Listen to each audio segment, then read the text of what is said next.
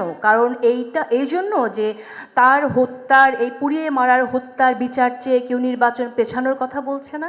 এখন যদি এটা মিছিল হতো, বলতো হত্যার বিচার না হলে নির্বাচন হবে না, তাহলে সেটা হয়তো সেরকম একটা ট্রিটমেন্ট পেত।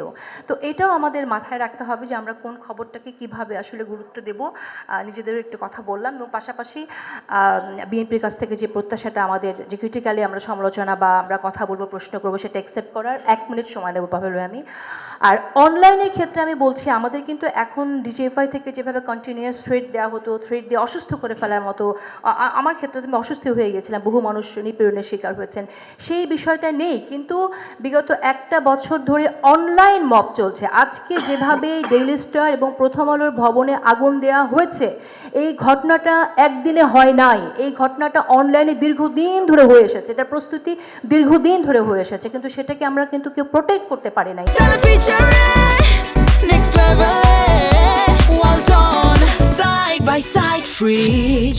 আমি 1টা বছর হলো আমি এই যে এখানে সম্পাদক নুরুল কবির আমাদের বড় ভাই, তাকে যেভাবে হেনস্থা করা হয়েছে, এই হেনস্থা তো অনলাইনে হয়েছে। ওনাকে আমি আমার প্রোগ্রামে যিনি যখন এসেছেন, ওনাকে প্রশ্ন করেছে, ওনাকেও ভারতের দালাল বলে, আমাকেও ভারতের দালাল বলে, ওনাকেও আওয়ামী লীগ বলে, আমাকেও আওয়ামী লীগ বলে। তো এই যে গাড়িগুলো ধর্মবিদ্বেষী,